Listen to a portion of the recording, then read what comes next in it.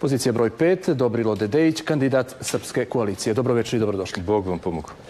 Gospodine Dedejiću, odnos Srpske koalicije prema pitanju komunikacije Crne Gore i Evropske unije, kakav je ako budete predsjednik, na čemu ćete insistirati? Ja spadam onih 22% građana Crne Gore koji se protiv ulasku ovoga mikroprovizorijuma državnog u Evropsku uniju.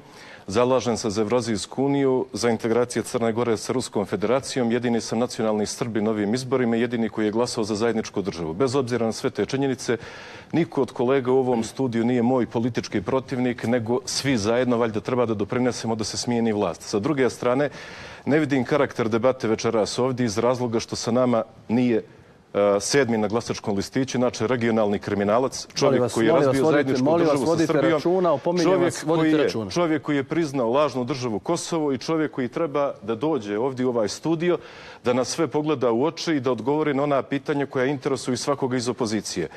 Imajući sve to u vidu, imajući činjenicu da se radi o čovjeku koji je na silu ugurao Crnu Goru u NATO, čovjeku koji je zavadio narod Crne Gore sa Ruskom federacijom, sa najvećim istorijskim prijateljem srpskog naroda i svih građana Crne Gore, ja vjerujem da ste na veoma nekorektan način i kao televizija odradili ovaj posao, da ste trebali da omogućite da svaki predsjednički kandidat bude večeras ovdje u studiju, a prethodnih dana smo imali potpuno uvjeravanja da će gospodin Đukanović biti učesnik ove debate. Kako da natjeramo nekog da bude u studiju ako ne želi da bude? Treba da ga natjerate na način da ste onda i nas ostale mogli da obavistite da gospodin Đukanović neće biti u ovom studiju.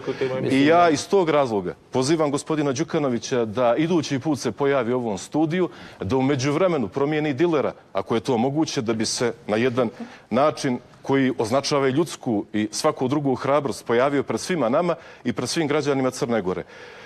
I na kraju da zaključim ovih preostalih 20 sekundi, ponavljam opet, niko od ljudi u ovom studiju nije moj politički protivnik, ideološki se razlikujemo, ali imamo ambiciju da mijenjamo vlast. Ja iz tog razloga neću prisustvovati nastavku ove emisije, a Mila Đukanovića Kukavicu pozivam da se idući put pojavi u ovom studiju. Hvala vam. To je bio vaš način predstavljanja u ovoj TV debati. Ja vam se na tome zahvaljujem. Mi naravno sa emisijom idemo dalje. Gospođo Vuksanović, kakav je...